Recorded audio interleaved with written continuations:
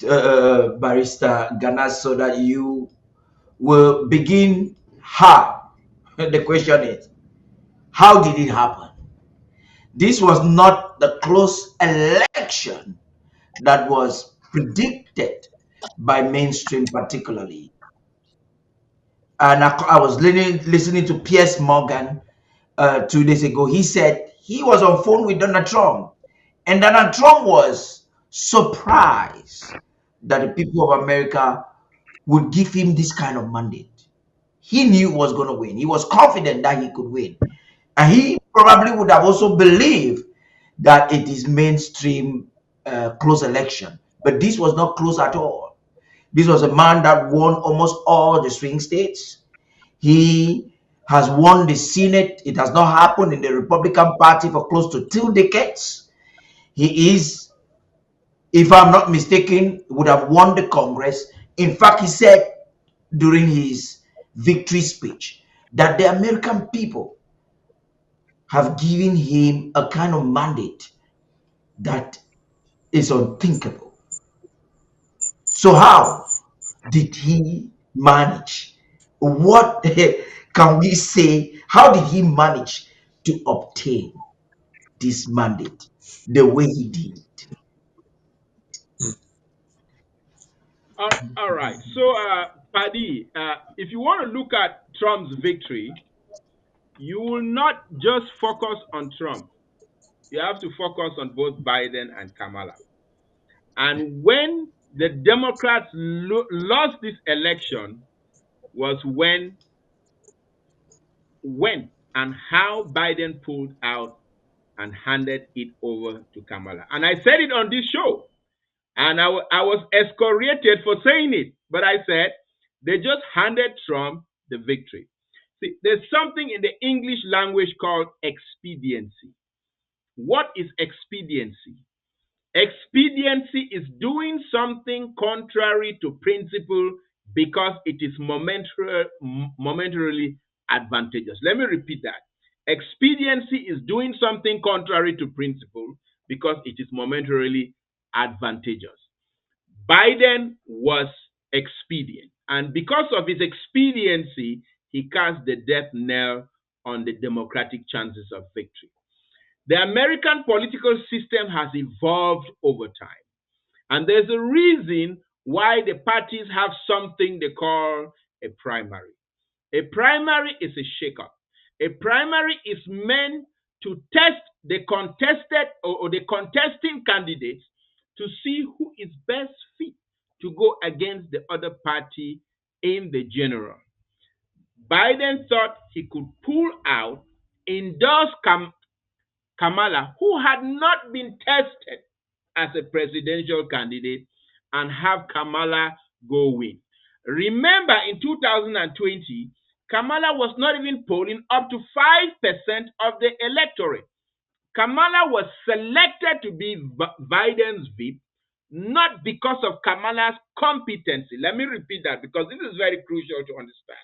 Not because Kamala was competent, but because of the identity politics that Kamala brought. And the Americans could see that, in fact, to placate women and black voters. So Kamala has been a silent victim. Again, let me tell you why Trump won. And again, I'm not going to tell you about Trump's strength. I'm going to tell you about everything that was a setup to have Trump have this kind of victory. One, if you look at any presidential term, 4-year presidential term, let's go back to Clinton and his vice, Gore. Let's go back to Bush 2 and his vice at that time, Cheney. Let's go back to Obama and his vice, Joseph Biden in this case. Dr. Lobati, Barrister, so you guys are all residents here in the United States. Remember watching all the Sunday morning shows during all of these presidential administrations. You would see the vice president, whether it's Cheney, whether it's Gore, whether it's Biden, always come on these Sunday morning shows, whether it's Meet the Press, whether it's Farid Zakaria, whether it's CNN Face the Nation, whichever show. you will always see the vice president come up and become and become an advocate for the administration. Whatever contentious issue was going on, the vice president, including the secretary of state, including the national security advisor, would always come and defend the administration's position. Drum roll, drum roll, drum roll. How many times did you ever see Kamala Harris come on these Sunday morning shows to defend the administration's position? Almost nil. Almost never existed. Why is that? Because the administration was not confident of Kamala coming and vociferously and rightfully defending whatever position they were taking, whether it was the position on Ukraine, whether it was the position on the budget that was being debated at that time, you name it, we never saw her. So if the administration was not confident enough to bring Kamala to defend these positions of the administration, how come the Biden did and at that time think, or the time of his withdrawing from the race, did think that Kamala could rightfully carry the torch to victory? That is when they lost the election. And people like Nancy Pelosi, who we are now discovering, said, don't hand it over to anybody. Let's have a contested primary. Let's have other candidates. Let's have a brief primary, be it 6 weeks, be it 2 months. But let's have a primary where people will come and state their positions, have the electorate decide who they want the Democratic candidate to be. No, no, no. Lo and behold, Biden handed it over to who? To Kamala Harris, and we saw the debacle. We saw the disaster. We saw the Waterloo that happened. And we observed Kamala.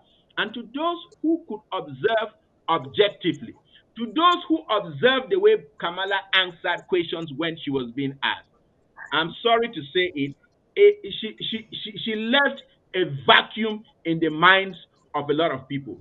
And Dr. Lobati, you live in the United States. You are a medical doctor. And I know you can attest to this. If there's any one attribute that defines the American corporate landscape, it is the attribute of meritocracy. Meritocracy. They want somebody in a position that can do that job. They want somebody in a position that people can go sleep soundly at night with the confidence that that person can do that job. In the way it was handed to Kamala, in the way Kamala portrayed herself, in the way she answered questions, she demonstrated to the American electorate that she was not competent to do that job. I know a lot of people are going to say, oh, she went to law school, she's a lawyer. Yes, yes, yes, check mark, she did. A lot of people say she was a congresswoman and she was a senator. How can you say she's not qualified? Those things do not qualify you to be president. What qualifies you to be president in the United States is to have a spine of your own, to be a person of consequential decisions, to be a person of ingenious thoughts who can formulate a leadership position, be able to articulate it, defend it, and execute what you believe in. In Kamala's 4 years, she did not demonstrate that. In the campaign and the questions that they asked her, she did not demonstrate that. And she said two things that stand out in my mind. I'm going to be honest here. People might not like it. People might think, oh, they elected Trump because of racism. Hogwash. That is not true. It's because of competency. Kamala was asked a question and she said, for 70 years, Europe has not had war. Hello? Where was she when Yugoslavia was tearing itself, with Serbia fighting against Croatia, Bosnia, Herzegovina, and all of that? She said something else, which is very tangential for you to be the commander-in-chief. She said, this is a phase or a time in which there is no active U.S. military force in any combat zone. Hello? Have you been observing the past year when Houthi missiles have been firing towards Israel, towards U.S. warships, etc., etc.? How can you, as the assistant commander-in-chief, say there are no No, active U.S. troops? Barrister Gana, I think that the first one is she was wrong. Historically, she was wrong. But the second one, Yeah. the truth is, the U.S. is not actively involved in any war, and that's what she was implying there. The fact that the U.S. Army might be helping their allies, the U.S. is not practically involved in any war. like the United States, like U.S. in Afghanistan. U.S. Put troops out. are, U.S. troops are taking fire in Iraq. They are taking fire in Syria. They are taking fire in the Mediterranean. There are a lot of active zones where they are taking fire. So you Now, as the commander in chief now, cannot say that. But let's look at Trump. Trump had 4 years that America did not blow up apart here. Trump had 4 years where Americans knew that Trump, again, I keep going back to this word, he was consequential. When you come after the United States, he will fry you if he has to. He fried the Iranian General Soleimani on the streets of Baghdad. People want to see somebody who is consequential, who they can trust that there are certain actions that that person can take. And also, people undermine Trump's role, Trump's 4 years. If you look at again, I go to the infrastructure plan, where Biden basically came, took it off the shelves, dusted it, and implemented it. That was Trump's plan. And so people huh? undermine how much faith Americans had in Trump and how much deficiency, I'm going to say it, how much deficiency Kamala showed that when average Americans went to the polls, they chose somebody that had some degree of predictability based on the 4 years he was in power, as opposed to uncertainty over Kamala. One last thing. Let's look at the economic front. If we go back to 2012, and Dr. Lobati, you were here in the no 2008. Dr. Lobati, you were here in the United States where we had the real estate market crash. What caused it? Subprime mortgages. What were subprime mortgages? Subprime mortgages were as a result of people being able to offer loans to buy homes, which their credit ratings did not qualify for these loans because the system allowed subprime credit to be allowed to buy homes. When Kamala talks about handing people $25,000 to buy homes, middle America is thinking, I bought my home. Who handed me 25,000? If people cannot discipline themselves to save money to be able to put as a down payment towards a home, then it portends to the fact that they will not be able to discipline themselves to pay those mortgages, which might lead to another subprime. So if you look at the economic solutions that Kamala was suggesting, they were an echo of what caused the last economic crash that we had, 2008. And so on the economic side, on the competency side, she was left lacking. So it was not just about Trump, it was more about the process that the Democrats used to select their candidate, the expediency that was involved, and they left Americans with the choice to go with who? Donald Trump. Actually, I would agree in a large extent with most of the things you've said, because if you look at even who voted, why they voted, and the reasons why Americans were going to the poll, immigration and other things were at the bottom.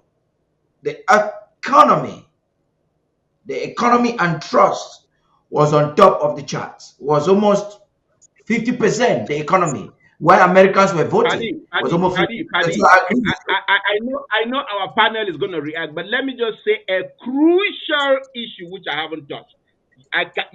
The analysis cannot be complete without this crucial issue.